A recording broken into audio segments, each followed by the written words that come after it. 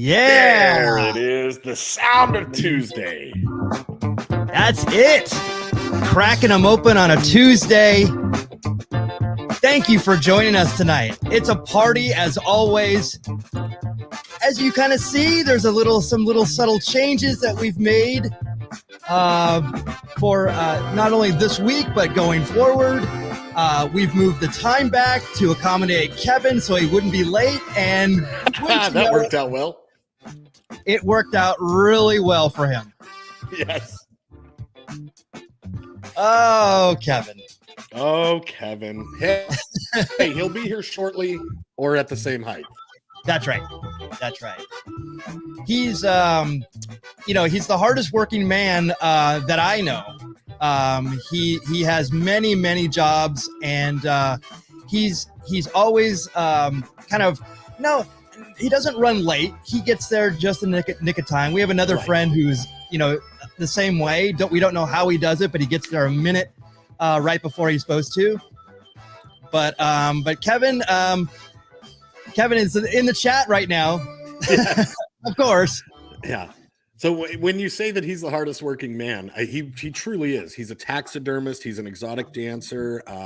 He's a radio DJ in a small market in Missouri. He has his hands full. He really does. Yes. He also raises fighting chickens. So that's a full-time commitment in and of itself, though. Yes. He's also a vet. I don't think you knew that. He was, many think that he was a veteran of the Civil War, but he's actually a veterinarian. Yes. So, so he's a double vet, if you were. Right. Yeah. No, Revolutionary War vet and also veterinarian. That's where I get all my ketamine from. So. Yes. Yes. And Greg Hall, thank you so much for giving us the suggestion of moving the time to 6:30 so we could accommodate Kevin, but it didn't work. All right. So let's get into it. Welcome to another Tuesday. This is the weekly Baseball Brew Crew Podcast. Yes, we've changed the name. We're only getting better. We have some reasons why we did it, which we may explain later, but we're going to keep it like this for a long time. We're a little bit country. We are a little bit lock and lull, keeping baseball history alive one beer at a time. This is episode 121. We've done it 121 weeks straight. For August 16th, 2022. Wherever you are watching us live today, please give us a like and a comment. Let us know that you're out there. And as always, we'd appreciate if you subscribe and turn on those notifications. Some housekeeping before we start. We will be at Radiant Beer Company in Anaheim, California, Tuesday, September 6th, recording our live Baseball Brew Crew podcast. We've moved that time back to 6:30 as well to accommodate. We understand that, like Kevin, it's hard to get around and drive in LA or Orange County. So we're going to push that back just a bit. And if you'd like to join us, we'd love to have you there. We will be putting this up for viewing after this event, obviously. And so please join us if you can. Again, we've changed our name, but we're also kind of changed the format of what we're doing here at the Baseball Brew Crew. And one of the things that we're going to do is, like, we've been really super successful with This Day in Baseball. We've done Baseball Card Sharks, which has become really popular. At the end of the show, we usually do baseball trivia, but I think we're going to mix it up a little bit. And what we're going to do is we're going to bring other segments, promote them from the minor leagues. There are things that we've been doing. And one of them is Hazy History. We're going to bring that to our podcast. Cowboy Jack Durango and this man right here, Kevin Lyon. Great, my mic's not working. Yeah, awesome. We can hear you, Bubba. We can hear you just wonderful. Fine. That's okay. Okay. Oh, now we are. So, welcome, Kevin. I'm explaining how we're going to do Hazy. I ripped myself by saying, "Oh yeah, I need to get a tiny bit of groceries," and it turns out traffic is like 15 minutes worse than usual. So I would just be coming on now, most likely, if it was the regular show. Yes. Wow. So Ian, what we're gonna do is we're gonna bring Hazy History to the board, the podcast, and so it's something that Cowboy Jack and Angelo and Kevin have been doing consistently on Instagram. So tell us a little bit about what Hazy History is, guys. So Hazy History is we take a deep dive into fun, obscure characters, events, anything throughout baseball history that Kevin and I we have a metric system. Is it going to make us laugh? Can we go into it? Are there sordid details? Are there criminals? And then we do like a 15-minute deep dive and we give you 15-ish. we go 15 minutes and we give you a look behind the curtain. We do the research. Yes. We uncover a lot of fun facts. And Kevin brings the history, and he brings the steak, and I bring the sizzle. How does that sound? There you go. I like that. And if you've never seen Hazy History, something today that being talked about on the show was a Hazy History. So we can give you a little bit of an idea of what a Hazy History is like when we get to that subject. Yeah.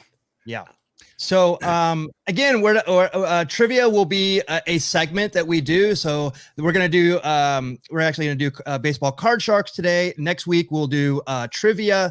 After that, we're gonna do our live show, and then after that will be the Hazy History. So we're just gonna rotate the last segment, and we're also going down to an hour. We're gonna try to compact this a little bit, and see. We're just again experimenting with it. I love going an hour and a half, but sometimes obviously schedules dictate kind of where we're at. Obviously Kevin's schedule kind of fluctuates, but we always want the full team here whenever we can, and we're just going to kind of experiment a little bit and tell us what you like, what you don't like, and let us know. We definitely do this show for you, so thank you for joining us tonight. So let's go to the lineup card for today. The VP of Content Development, Angelo Trinidad, is on assignment this week. But next, he is the field correspondent and the senior research analyst for the Baseball Brew Crew. It is Kevin Lyon. Thank you so much for joining. It's weird actually hearing my name, and I'm actually here for this part. So at least I was going to be late. Peel the curtain back. I got home like I have to go to the bathroom. I'm not going to sit and hold this for. I got to do that first. Get hooked on in. I'm like, wear your darks, kid. Wear your darks, kid. No, it's all right. But at the same time, it's beautiful because when you guys were calling me a vet and ripping on me, I'm like, good. I'm glad to not be on for this part. But hey, it's great to be here. Got a great beer, and just here for a good time and talk some baseball. Right on.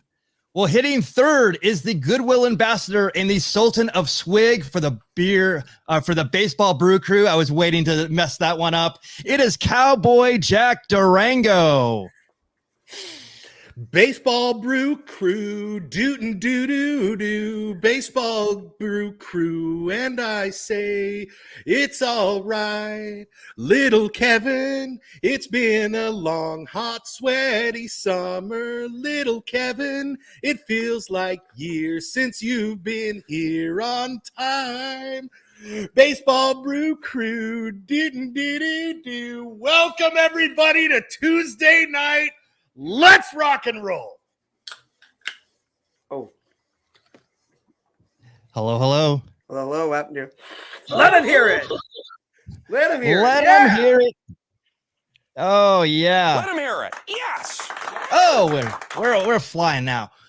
And hey, can I say, I hope that somehow, even though I have the day off from work, I'm scheduled to pick up Jack from the airport. I still hope somehow I'm late for the live show. Well, I am on call for federal court jury duty that day, though, so we'll see what happens. Good. Awesome. anything to, yes. Anything to make it more difficult. Please add it to your agenda. That's why peel the curtain back. If you guys saw, we did a little run through last night at Radiant. And it's just like, how about this? And you're like, oh gosh, another thing to think about. Yes. That's why I was like, we'll just throw this all at each other so we're ready when we're live, pal. Well, to record live. Yes, we'll make it all work. We did a dry run yesterday, so it was very successful. So we're happy to be doing it. All right, so let's find out what we are drinking tonight. Cowboy Jack Durango. This is the beer that you're going to be talking about right here. All right, tonight. So this beer reminds me of a nice romantic afternoon that I spent with a very good friend of mine, Michael Mondragon, right before just a real romantic getaway into the fall league in Arizona. We spent an afternoon throwing back some Teddy Brewskis over at Goldwater Brewing Company in Scottsdale, Arizona.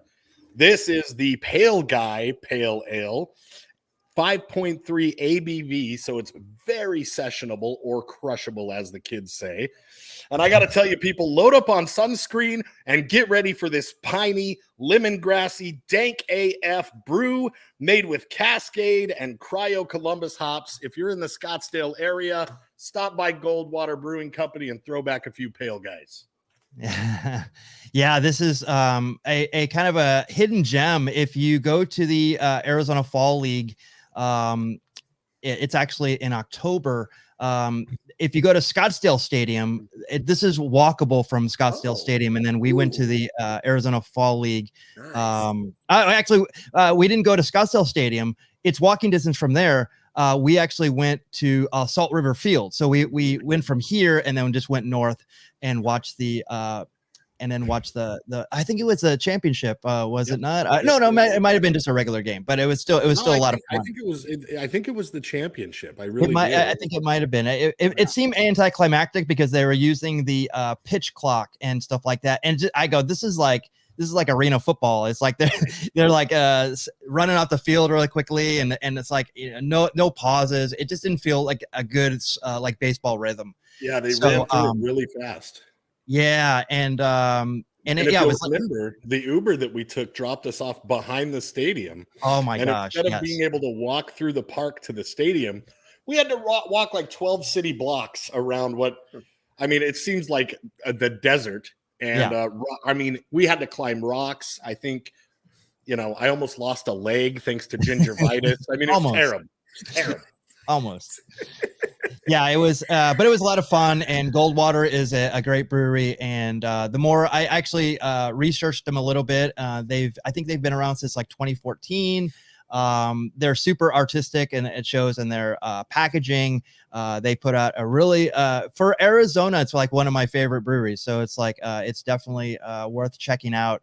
And I was glad it was your first time there, correct, Jack? It was my first time there, and did great vibe, great atmosphere, cool patio. We were there on a Saturday afternoon, so the bar was just packed. You had to throw elbows to get to the bar. But we sat on the patio. It was really great. That's super chill, and the beer was cold and it was good. So give it a shot. Yes. My girlfriend says in the comments, do I need to be worried?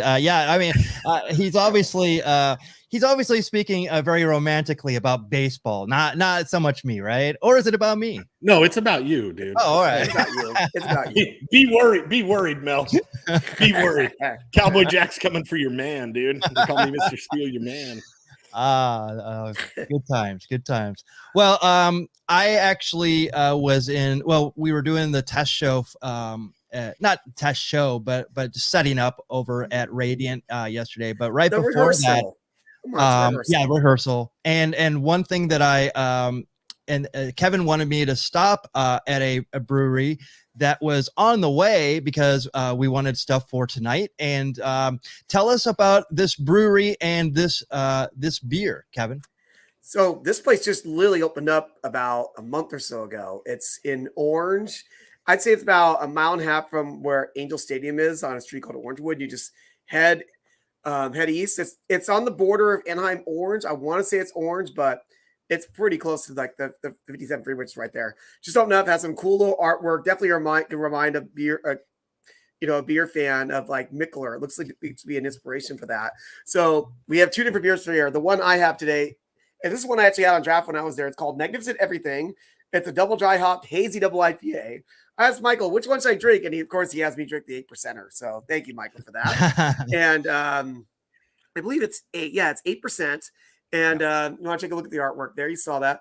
Something unique that's on here. I've never seen this on a can before. It says, "Save the Earth. Please peel this label off before recycling." I've never seen that before. I've never seen that on a can before. So this is everything. It's a double dry hop, hazy double IPA brewed with oats and premium Pilsner malt and hopped with Idaho 7 and Mosaic.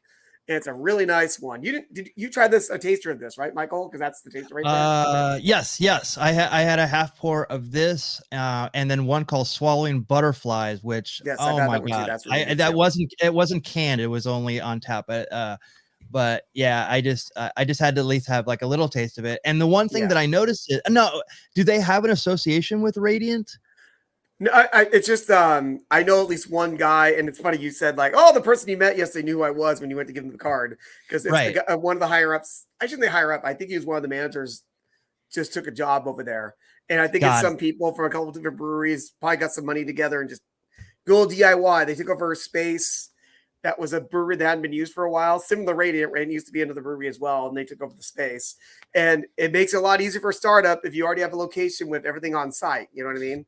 For an old brewery that goes out of business. Yeah, that's funny that you say that, because that's what I thought when I went there. I go, hey, wait a minute. I thought that there was a brewery right there, and I'm like, oh, is this the same place? And it's obviously a different brewery. It was a brewery, but and I didn't even know this existed. It's a place called Gunwale. They actually have a location in Costa Mesa in southern Orange County, and I didn't know they had a second location in Orange. And if I didn't hear about it, that means they didn't get the word out. So they obviously didn't make it, and now this place took over. And like, I don't know how it was for you, but when I went, I did a hazy history of Jack, and it was packed on a Sunday at like 5:00. I was like, whoa, this is not what I was expecting. I was telling Jack, I'm like, oh gosh, how are we gonna do this show? But I'm glad they're doing great business, and because they make really good beer. Yes. Like I said, the Swallowing Butterflies was it was definitely my favorite one. These were really good too. And Ian says like half pour is not a thing in my neck of the woods. It's either a pint or a flight. That's absolutely true. But that's the great thing about going to a brewery, is they encourage tasting and stuff like that. And the half pour is actually good because I didn't want to have like a whole bunch, but I wanted to actually just sample it, which I enjoy that a lot more than having a pint of something that I might not like or something like that. So having the half pours are like perfect, and it's obviously less. You can pace yourself. And there's even a couple breweries I know of that don't do flights. You can get little tasters, or as you saw last night, you go to a place like Radiant, you can get like, I'd say other place too, you can get 4 ounce, you get 8 ounce, or 12 or 4, 8, 4, 12, and 16. It depends on what the beer is and the style and the percentages. But that's good. So you can just taste different stuff. If you want to go for a flight, you can get 2 tasters. And it was really unique.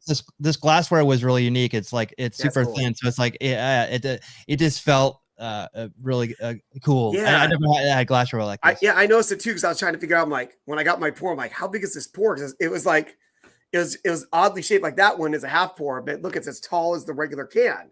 You know what I mean? So you think like, whoa, is that a 16? It's like, no, it's like an 8. Right? Yeah, and it's it looks like a champagne flute. Jack. When you say pace yourself, what does that mean exactly? I know it's a foreign concept to you. I understand that. And but yes, craft beer is for savoring, not for I know. And it's funny that we joked about it when Kevin got those triple IPAs for you from Radiant, and you said, I finished them. And you're like, wait, what happened? And I was like, not the best idea. Yeah, it's a great idea, baby. If you want to see Cowboy Jack live, go to Radiant Tuesday, September 6th at 6:30 p.m. And I think he's got a pregame too. So I'm going to be all the way live, pal. All the way live. If you're not able to be there in person, you're going to want to tune in because it's going to be good. All right. Yeah. You get to hear your melodic tones in person, reverberating throughout Radiant. A live free performance of Jack singing. I mean, that alone could we could have, We could have lines around the corners to come. Love with That's me, it. people. Don't fall in love with me. That's all I'm saying. All right, so let's do this day in baseball history for August 23rd. Jack froze on us. Oh, that's awesome. That's awesome. All right, so August 23rd, 1936, Indians 17-year-old rookie pitcher Bob Feller makes his first major league start, striking out the first 8 batters he faces in the team's 4-1 win over the Browns at Cleveland's League Park. Rapid Robert, who will finish the game with 15 strikeouts, the highest total in a debut for a starting pitcher, and one shy of the American League 1908 record established by the A's left-hander Rube Waddell. Oh, yeah. And it is interesting how the Reds totally ripped off that C. You know, it looks. I thought, I'm like the Reds, and all of a sudden I'm like, wait, no, that's Bob Feller, because I mean I recognize Bob Feller. I was like, oh, that's interesting. That was the logo back then. You know, this C is actually, I mean, it's used by Chicago, the Chicago Well, I Bears. just mean like the design of it still looks it looks very similar to the Reds. Yeah, it's actually pretty common as far as C's go back then. There wasn't a lot of graphic art or variety. Yeah, the Bears too. Greg Hall versus the Bears. That's true. Yeah. So, so this, when I actually try to research the logos that are appropriate for this year, and that was their logo. I mean, yes. And one thing that was great is I was this debut and I was at Rube Waddell's debut. Yes, of course I remember Rube Waddell. Yes. He was too young. I was going to offer to buy him a beer, but I couldn't do that.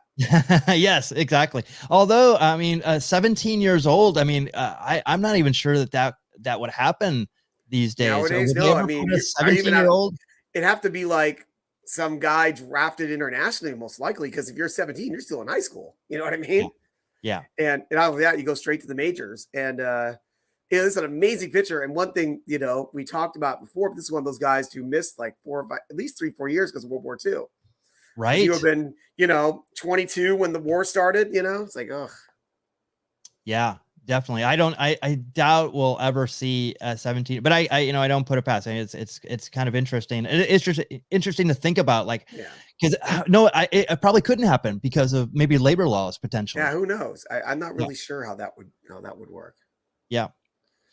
Jack said he's restarting. So okay, August 23rd, 1972, joining Jimmy Fox, Hank Greenberg, and Alex Johnson, Dick Allen becomes the 4th major leaguer to hit a ball into the center field bleachers at Comiskey Park.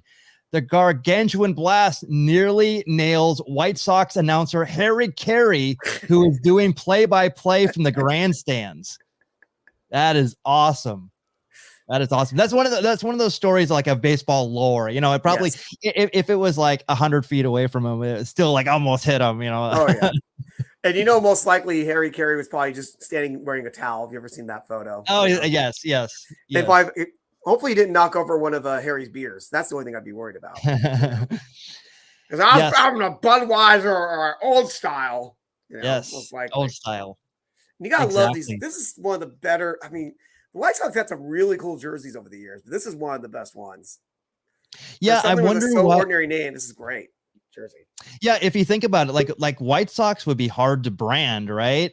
So like they've done really well over the years. I mean, like one of my this was the 70s, so but the ones from the 80s that looked like the softball uniform with the Sox on there and the kind of like the caricature of the guy bat, almost like the Major League Baseball logo. And those 4 years later, they did the gimmick where they were in shorts. Right. So they always got inventive with their uniforms and never and always took a chance on that kind of stuff, which was cool. And you can let Jack back in. I don't know if you heard that beep. I'm assuming that was Jack. There he is. There we go. Hey, Jack. Yay. I don't know what happened, dude. It's technology. What are you gonna do?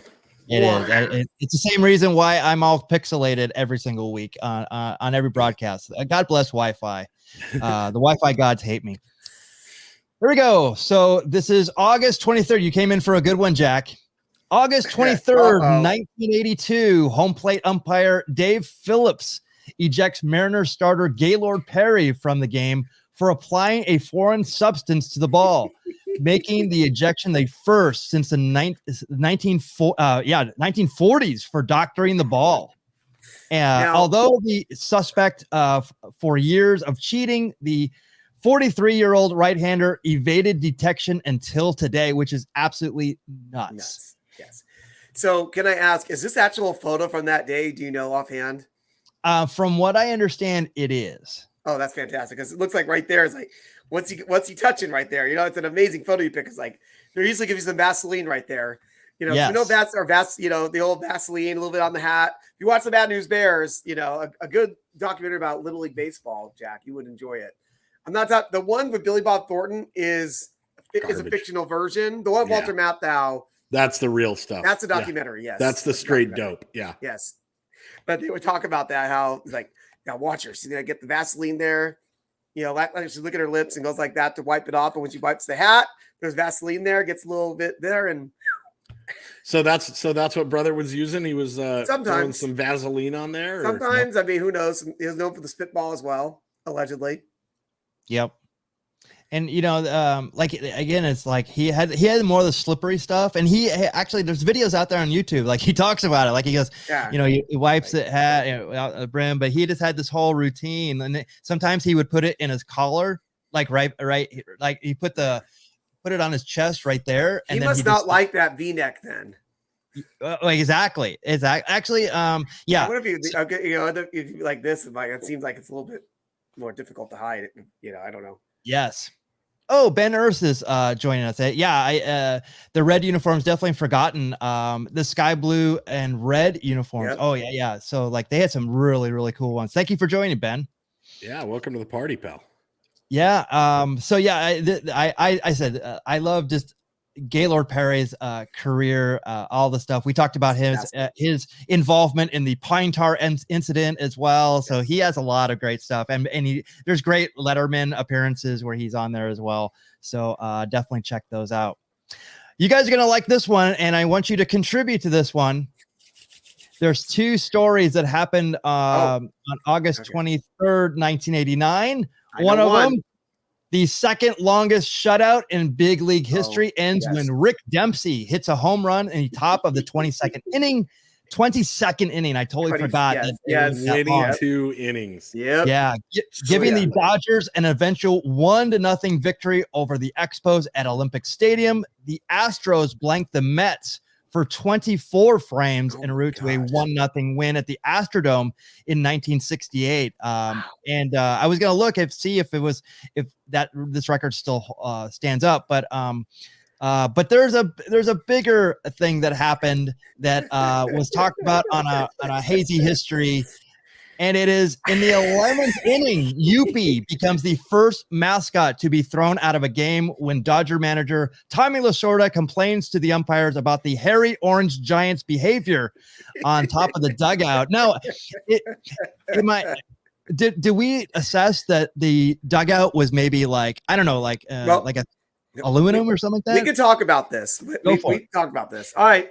This is Hazy History episode. No, I'm just kidding. We need a whole hazy history on this. So I asked, what would happen is earlier in the game, am I correct that Youppi was walking on the dugout, right, Jack? Jack, why don't you elaborate? Because you want to trash on mascots. Go ahead. So for the first 11 innings, this J-Brown Youppi, which Youppi, by the way, just means yippee. Yeah. Real original, okay? Yeah. These guys are throwing back Labatt Blues, and they're thinking, yeah, let's call him Youppi. I hate mascots. He's one of the worst. So he's up stomping on top of the dugout all game, messing with a national treasure, Tommy Lasorda. And apparently, at least what Jack told me was, apparently he found out where Lasorda was and made sure he was walking on that area on purpose. Oh, wow. Jack, you have a construction history. I want to ask you a question. I asked you on the hazy history, so let's just throw you a softball here. If you are in baseball and you want to make an efficient dugout, what would you make it out of? Well, that's a two-pronged answer, because if I'm paying for it, I'm going to build it like this dugout, just a steel frame with an aluminum skin on top. So what would happen if a mascot like Youppi is walking on top of that? What? That's what you're going to hear. And you'll probably hear like pots and pans banging. And you'll probably have an echo too, I'd imagine. Yes, sir, you will. Yes, sir, you will. Well, why would isn't there a better option, Jack? There is a better option, Kevin. I'm so glad that you asked. What you would do is you would frame it and use glue lamp beams for the roof. Then you're going to create 2 decks, one plywood deck, then an air gap to silence the noise. That air gap diffuses the sound. So you're just going to build a little air gap in there. That way, the players underneath, they're not getting beat up by all that noise.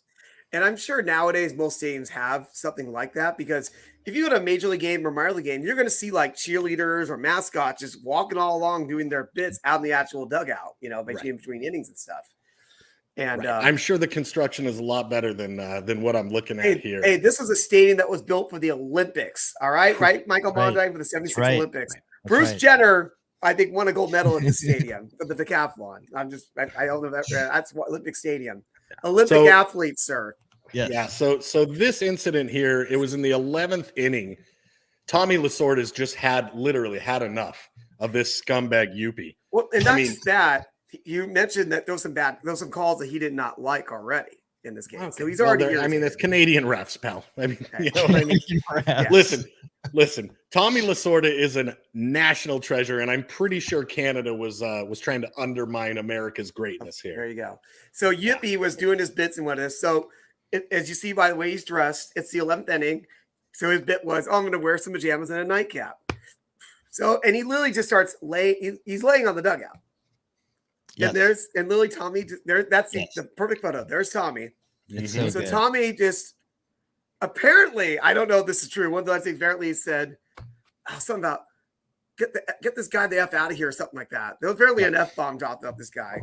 Yeah. So he looks at the umpire, said something. And Jack, why don't you, I know you want to do this. Show me what the third base umpire did. Out of here. Brother, pops a bubble. Get out of here, Youppi. Wow.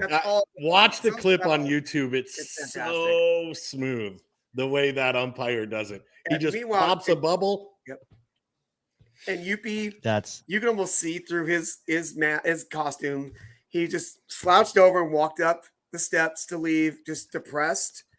Like he was dragging his little blankie behind him. It just looked so sad. Not realizing that he is the luckiest guy working this game because the game went another 11 innings. He got to go home early. He's the real winner there. Yep. And that's not enough. Let's finish up with this. This is the last game of a series. So when you saw that photo of Rick Dempsey, I believe it was, hitting the home run in the top of the 22nd inning, when he rounded third base, this third base umpire gave Rick Dempsey a high five. Yes. I didn't know that. That's awesome. So the game ended around 2:30 in the morning or so. The third base umpire, because he told the story, his flight was at like 6:30 in the morning. That morning, because it was the end of the series. He only had enough time to go home, got to go back to the hotel, like shower, change his clothes, and go straight to the airport. Yeah. So, we've talked about before other games where it seems like the umpires and players are like, let's just get this over with. You know what I mean? Especially at the end of a stand, and these guys have to go elsewhere. But you got to love that. And listen, we love baseball, but 22 scoreless innings of baseball had to be frustrating. Especially if I can't drink beer after the 7th inning. Right. Yes. Right? Yeah. But so I want to say that's just a small sample of what hazy history can be like with us. Yes. You saw me and Jack and just have a good time talking something fun in baseball. So we just take a story and we do a deep dive. So I'm looking forward to that. And Youppi was a great one. I think Youppi is great. I'm also I don't know, mascots have kind of definitely grown on me. I always wanted not to like them, but the more I learned about them, actually a friend of ours went to Oracle Park and he was on the loge level, and they went back there and he took these pictures that I had never seen. I had never been on that level, but they had a whole bunch of displays. And one of them was this crazy crab, which was actually for the Giants. I think we'll have to definitely do maybe a hazy history on this one. It was actually he does not want to do more mascots. No, I mean, you'll love this one because the idea of this was a mascot that was supposed to be hated. And so Jack, like it was actually, it was actually devised to be hated. I hope I'm correct on that, but yeah, it was universally hated, and or maybe it was even the reaction of people, they hated it, but then they kind of embraced it, and it became a really cool story. But they had that mascots displayed on that load check, and I'm like, oh my god, it's actually at Oracle Park, that mascot. So and also I want to give special mention to the fact that Youppi actually had a nightcap and nightgown ready for this, as if it was planned, you know what I mean, or they were going to do it one day when they went late. So two last quick things. Youppi is in the Mascot Hall of Fame. I want to make sure Jack knows that. And Youppi is still around, even though the Montreal Expos are no longer around. He is the mascot for the Montreal Canadiens. So there you go. Oh wow. Okay, that's right. Okay. And what is remember there's Philadelphia had one that's kind of similar to Philadelphia Hockey, the Flyers actually debuted one that was kind of similar to this. Like the Fanatic. I'm not sure offhand. Gritty. It was Gritty. Yeah, it was something like that. But it reminds me of Youppi. But yeah, it was totally gritty. It was from the days of what was it, I want to say Dave Clark, those days, the Bad Boys, or not the Bad, that was the Pistons. The Philadelphia Flyer tough guy. The Broad Street Bullies. There you go. From the 70s, yes. All right. Moving We're going on. an hour, pal. Yes. August 23rd, 1992, the Clearwater Phillies beat the Winter Haven Red Sox 1-0 in a Class A Florida State League contest, marking the first time in 40 years that neither team records a hit in a professional game. The lone run crosses the plate in the 7th inning thanks to a pair of walks and 2 sacrifice bunts. How can you not love baseball? That is romantic. I was hoping Clearwater Phillies was a senior league game. I was too, man. I got really excited for the senior league. That seems more like a senior league than a professional league. But I mean, it's Florida State League, which is low A ball, but still, but that's such a fun fact. You gotta appreciate this logo too. That's awesome. Love that logo. You have nobody that can hit. You have pitchers who are walking people, and then bunting. I would love this type of game. For me, I love baseball so much. Like we've seen so many different things. I remember like Kevin and I have seen so many baseball games that we come up with these like, oh my God, remember when this happened? And like stuff like this, we're just like, oh, were we at a game where nobody got a hit? And then like, didn't they score on like sacrifice bunts or something like that? It was like, I don't think I've ever been to a no-hitter, come to think of it. I don't think I have. I've been close. I've been close a couple times. I think I've been within, I've been to 2 9th inning, 1 out games. And most recently I was in Arizona. I saw Zach Greinke when he was pitching for the Diamondbacks. He got 1 out in the top of the night. I was like, my friend Kevin, who I played baseball with in high school and stuff like that. We're just like, oh my God, we're gonna see a no hitter. I didn't say that actually. Okay, I was saying I implied it. I go, something's happening, and then Gregory Polanco hits a home run. So it's like, so much for that. Pretty close. All right, this is a Bubble Pug. Thank you for joining. Yeah. Oh. It's a real party. Went there last year. Cool. Easy kid. Yes. What goes on the road stays on the road, sister. That's rule number 1. Yes. Clearwater. Never been there. Never heard of it. I never. I just know it's in Florida somewhere. Do something that Jack doesn't do. Pace yourself. Yes. Yes. There's Clearwater in Florida. No, the town is called Clearwater. Oh, I'm just saying there's no such thing as Clearwater in Florida, right? All right. And lastly, August 23rd, 1998. This is such a baseball story. If you follow baseball enough, you'll understand why. Although Scott Rowland has started all but 1 game this season and appeared in every contest, Phillies manager Terry Francona's decision not to play his third baseman today, of all days, proves very unpopular. It's Scott Rowland T-shirt day, a promotion for kids 14 and under. And many of the Veterans Stadium fans voiced their disappointment about not being able to watch the 23-year-old infielder play on a special day. Wow. That's unbelievable. Fantastic. And I was the first thing I would say was, why is there a shirt? But that shirt is so 1998. Yes. It's such a 1998 look. Yes. I was just like, good job picking that, Michael. But it turns out that's the giveaway. Yeah. And he was a guy, if you look at his numbers, was a hell of a ball player. Yes, right. Yeah. It's not like to be a Hall of Famer, but he definitely should get some votes on the ballot. He's super close, and he got some votes. And there's a lot of consideration. I'm not sure of why what statistic is keeping him away from it. Kind of the way we talk about like Kurt Schilling. It's like he has all the kind of like accolades, but just can't cross the threshold. Obviously, he's pretty opinionated now. Everybody hates him for different reasons, but yeah, this is very interesting. Jack, you had something to say? Yeah, he must not have been that good of a player if he had to ride the pine on his T-shirt day. Yeah. Wow. Dude, the night before he tried to pick up on the manager's wife. I guarantee it. Yeah. There's something's going on. There was some heat, dude. Brother crossed the line. Yes. He's mad. He's like, I know how to get him.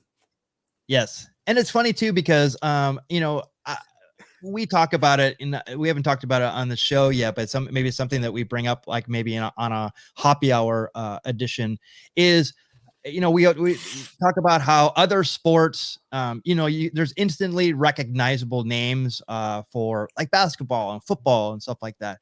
Well, with baseball, it's more like guys like us keeping, a lot of the baseball history alive, and it's really hard sport to market to young kids. So when you have somebody like a Ronald Acuna Jr., I'm thinking of the other, like Pete Alonso and stuff like that, you really put them out there. You want the younger generation to connect with them. But this is such a baseball story to ride the pines on his special day and, get to see him play. And I was thinking about, I'm like, but this reminded me of something kind of weird that happened in 2009. And I remember watching this game. I couldn't believe it. It was July 22nd, 2009 on Manny Ramirez bobblehead night. Manny hit a pinch hit grand slam. He didn't even start the game. Wow. So that was during the Manny Wood days when he was like just a phenom, and people, he packed the stadium, Dodger Stadium at that time. But he actually pinch hit in the 6th inning, which is even weird in itself too, and hit a grand slam on the very first pitch. Wow. Had to be for a pitcher or something. You know what I mean? Maybe he's not for a pitcher. Yeah. But in that situation, it's like, well, shoot, get one at bat. Let's see if we can get some runs there. And he certainly did. Yeah. Good old Man Ram. Yeah. Yes, Man Ram. Yes, those are some fun days at Dodger State. I wasn't a Dodger fan, but he had that kind of Fernando mania type of effect on LA at the time. Yeah. All right, so let's get into it.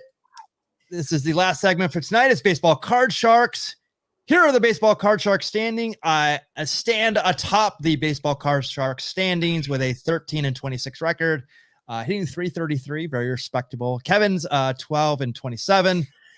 Angelo with 6 wins. Cowboy Jack 8 wins. If you get a win here, I think you could cross over Angelo. So good luck to you, but you're going against 2 fierce competitors here. Fierce competitors.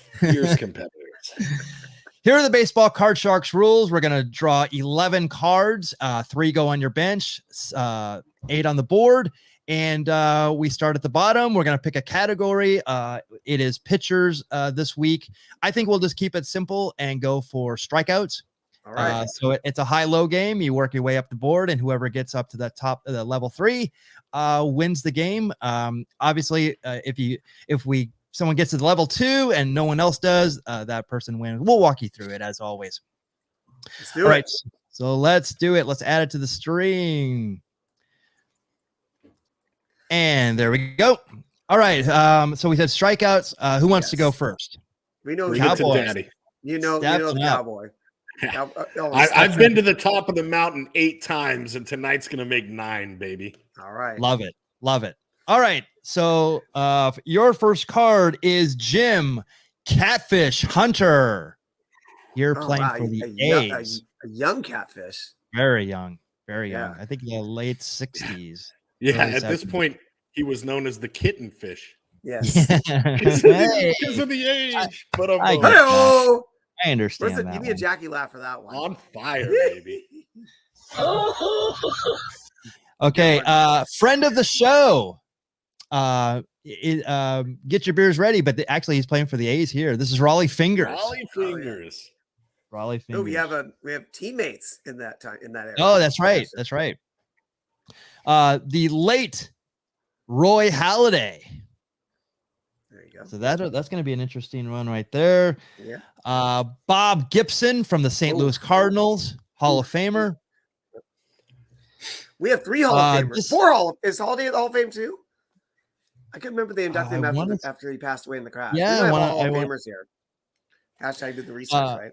We break the streak, but this is from the Senior League. Yeah. Yes. And he's playing for the Gold Coast Suns, but we have his career stats here. This is Joaquin Andujar. Oh, my goodness.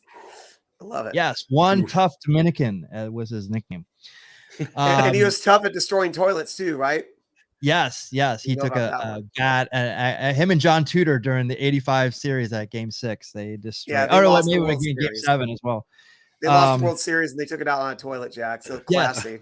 Oh, I was gonna say there's a guy named John Tudor and he destroyed a toilet. Yes. Hi-oh. John Tudor actually, in a very smart move, punched a ceiling fan, I believe. Oh, nice, dude. Yes. Solid. Good time. Yeah. And Roy Halladay is in the Hall of Fame. Yes, that's right. That's right. In 2019. And not in the Hall of Fame either, but a good pitcher. This is Doc Gooden. Yeah. Doc There Gooden. you go. All right. Whenever I hear that name, my nose itches. I don't know why. And Trevor Hoffman for the Padres. That's a cool. Spent a few years in Vegas as a Rocket. You can see by his leg extension there. Yeah, it's good. And Phil Niekro. Oh, Phil Niekro. Phil Niekro actually looks young. How? Yes. He looked like I never saw him look under the age of 50. Yes, he's one of the. He's like Steve Martin, a guy who always just looked old. He had like the gray hair even in his 20s. Yeah. Arn Anderson. Anderson, that's another good one. So on your bench, we have 3 players on your bench, and this one's going to be a hard one, to sub out. But Nolan Ryan on your bench. That's going to be a tough one to keep on the bench. If you get in a tight jam, you know which one probably you're going to go to. Yep. Here is Randy Jones, San Diego Padres Hall of Famer. Not a baseball Hall of Famer. Yeah, but, the only Cy Young Award winner for the Padres. I believe still. I think that still holds up. And finishing out the bench is Jack Morris. Another Hall of Famer, I believe. Yes, I believe that he is. All right, so Jack, the subject is strikeouts. Strikeouts. Yes, and he 2012, so 2012 for Catfish Hunter. Wasn't that a movie? Wasn't that a movie? That was a movie. Yeah, it was a rom-com. Oh, yes. Oh, yes. Nothing is that's as romantic and comedy to me as the world coming to an end. Sure. Oh. All right. Raleigh Fingers. Raleigh Fingers. Oh, yeah. Higher or lower than 2012? Raleigh's coming in higher. All right. Here we go. Oh man, everybody got quiet. No, wait, stop. Kevin, where's my reassurance here? I don't have it. 1,299. I was like, oh no, he's a reliever. Horse crap. Yes. So sorry. Oh, and the buzzer. And the buzzer. All right. So one and done, really, for Jack there. All right. So here we go. Your first card, Kevin. Sorry, Jack. Is Whitey Ford. Ford. Ready? Your second card is Pedro Martinez. Oh, jeez, I might be one and done. Yeah, this could go pretty quick. From your lips to Taro's ears. Yep. All right, so we're going to start out with Whitey Ford. All right. Whitey Ford has 1,956, 1956 for Whitey. That was a good year. Ford. That was a good year. I was about 67. Yeah, it was a good year. Nice. I feel a little better hearing that number now, so I think I could say that Pedro Martinez. It's Pedro Martinez, not Ramon Martinez. Am I correct? Yes, Pedro. Right, and we're not combining stats here either. Okay, good. Well, let's say Pedro's higher then. Okay. And wow, this type is super small. Yes, 3,154, 3,154 for Pedro Martinez. You squeaked by, kid. Yes. Yeah. So Roy Halladay, higher or lower than 3,154? I think I'll go with lower. Yeah, I think you're pretty safe there. Yeah, I don't remember. Roy Doc Halladay wasn't putting up that many numbers. He's probably in the 1800s. 2,117. All right. Yeah. Close enough, Jack. It's all right. You still would have got that one, Jack. You know what I mean? You know. 2117. And then so Bob Gibson, higher or lower than 2117? I would have to say I would guess that Bob's higher. Yeah, that's think he should be. My guess as well. 2,500 to 3,000 maybe. 3,000. Oh, right. I'm sorry. Yes, 3,117. Oh, geez. Okay, more. All right, right on. I'll take that. 3,117. Wow. Yes, sir. Yes, sir. Straight up G note. I used to have a boss named Bob Gibson. Oh, what a coincidence! Right? Hall of Famer. Yes. So Joaquin Andujar. Does he have 3,000 anything? 3,000 flushes of that toilet that he destroyed. Yes, maybe, exactly. Or that 2,000 flushes, the gimmick. Anyway, either way, Joaquin Andujar is lower. Okay. He has in senior league baseball, he had 15, but in the major leagues, he had 1,032. All right. So 1,032. Doc Gooden, higher or lower? Oh, he's got to be higher. Yep. Yeah, I would assume. I would assume it's in the 2000s, low 2000s. Yep. 2,293. 2,293. All right. This is the only one I saw it on paper going, all right, this guy's a reliever, Jack, like Raleigh Fingers. So you heard Raleigh Fingers number was in the 1,200s. So right. Yep. So Trevor Hoffman. So I will say he's still lower. I think it'll be lower. So lower than 2,293. Yes, let's check it out. He's had a very long career. 1,133. Wow, so less than Raleigh. Yeah, and I started what year with the Padres? He started in 93 with the Padres. 2 years with the Brewers, 2009 and 2010. Well, then I remember that. And this beer's almost empty, so let me celebrate my victory here by saying Phil Necro's higher. Yeah, so 1,133. Phil Necro is the last person on your board, and you said higher. Of course, he's like and 3 times. He had a long career. Good luck reading that number, Michael. I'm gonna pop this open now. Yes. Yeah. 3,342. There we go. Nicely done. So he runs the board. Oof. Wow. Oof. Made short work of that. Yeah. Oh, wow, that's depressing that I lost. Wow.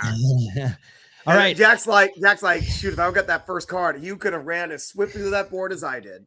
Jack. Yes. Well, you know what? I was watching the time, and I did that for the show. You know what I mean? Keep it under an hour. Yes. Thank you, Ian. All right, here we go. So my cards are Roger Clemens here for the Astros. As an Astro. Looking like he's getting some Texas barbecue. No yes. Yeah, he was really big at that. I think this is 2005 maybe, and I actually saw a Astros playoff game in Houston against the Cardinals, and Roger Clemens started that game. So yeah, he was great for them. Him and Andy Pettit. Well, so Roger Clemens, Mariano Rivera, my second card. Billy Wagner. We talked about him before. A very underrated. If you look at some of his stats, that's gonna be a tough one, Michael. That's gonna be a real tough. I think that's gonna be a tough one. Yeah. Hopefully, Warren Spahn. All right, that's better for you. Jim Palmer. Jeez. Yeah. Jim Palmer. That we talked about him before. This is a Gaylord Parrot. Oh my gosh! Wow, you got a couple tough ones here. Yeah, I like it. John Smoltz. Jeez. And we're gonna end off with Don Sutton. Oh wow! So Michael, how do you feel about this board? Looking at it, because there's a couple I would kind of like it, but there's a couple I'm a little iffy on. Yeah, I mean I like the bottom of the board more than I like the top. Really? Oh no, I'm sorry, the other way around. I like the top of it more than the bottom. But yeah, this is going to be tough to go through. If I can get through that, I think I can do okay. Once you get through the second one, I think you might make it. Yeah. All right. So Roger Clemens, 4,672. Wow. I believe that's second of all time behind some other guy on your bench. Yes. Who? Morris? Yeah. No, Randy Jones. Got it.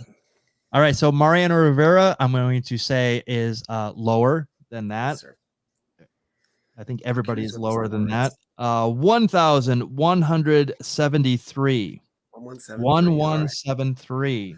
All right. Billy Wagner.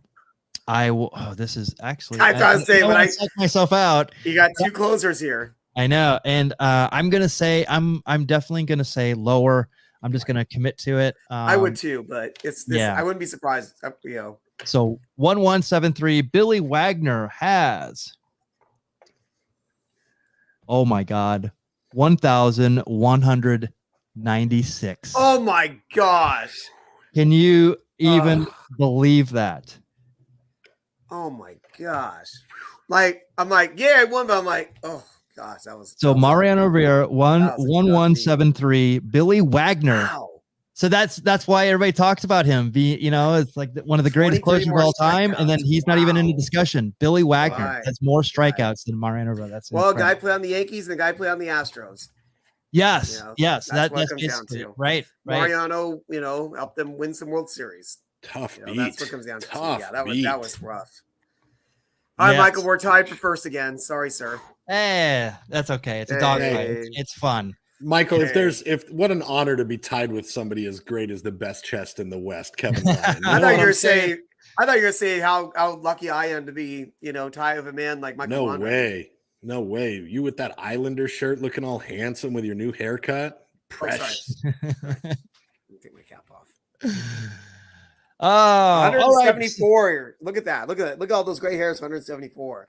Just for men, Keith Hernandez and Clyde Frazier told me make sure I use that product. That's right, Clyde Frazier. Nice, Clyde Frazier, dude. Nice. That's for Ed out there. My son. That's a great reference. You're welcome. All right, so that is the show that we have for you today. Remember, the Baseball Brew Crew will be at Radiant Beer Company on September 6th doing our live show 6:30. Definitely check us out. Check out our social media, which will have a lot of fun stuff. We actually will have a lot of information around that event. We're on Twitter, Facebook, Instagram, YouTube, Twitch, and Jackie Martinley's favorite, TikTok. Woo! Love it. Guys, any last words before we shut down for tonight? Well, I would love for you guys to join us tomorrow night. Tomorrow night is going to be Pint and Packs with Kevin Lyon. He doesn't know what he's opening. I was trying to find my box right now, so I can figure out when I'm going to open, but I don't know where I put my box. I'm sure that there's going to be some 20-year-old stick of gum. There it is. What are we opening tomorrow night, Kevin? All right. Let's dig into my Superman 3 box, my favorite box of cards ever. Superman 3. No, I'm not going to open up any Richard Pryor cards. Oh, geez, let's just pull two at random here. Oh, I have 87 Donruss and 89 Fleer. So that's the random stuff I just pulled out. So there we go. That'll be good. And I'll be opening up a pint of. Should I open up the other? Yeah, I'll open up that pint. What was the name of the beer you had tonight, Mongo? Because you didn't even talk about it. Oh, did I skipped over because you never talked about it. Yeah, that's for an hour. That's what was the name of that beer, sir? The Gladness West Coast IPA. So and I'll be having that. I don't know what time, but we'll figure it out. It could be early. It could be at 7:30 or it could be late. Yes, I'll leave it at that. You will be here. Watch the social media. Oh, Saturday yeah. morning, tune into our YouTube channel for Arnold Trinidad bringing you Beer and Break. Arnold. He is our VP of Content Development, out on assignment. We love you, Arnold. Come back soon. Then Sunday, keep an eye on our Instagram for myself, Cowboy Jack Durango, and Kevin Lyon, as we're doing hazy history. And this week, Kevin, who are we talking about? Because Jack doesn't remember, it's 10 a.m. on Sunday. We're going to be talking about a legendary figure in the country music world. The man's name is Charlie Pride. He's in the Country Music Hall of Fame, I believe. Yes. But his first love was baseball, and we're going to talk about his time in baseball and how he was important later in baseball. I'll give that little tease, Michael, because I think you know, but I know. Oh, exactly. No, it's fun, and he's one of the people in the baseball.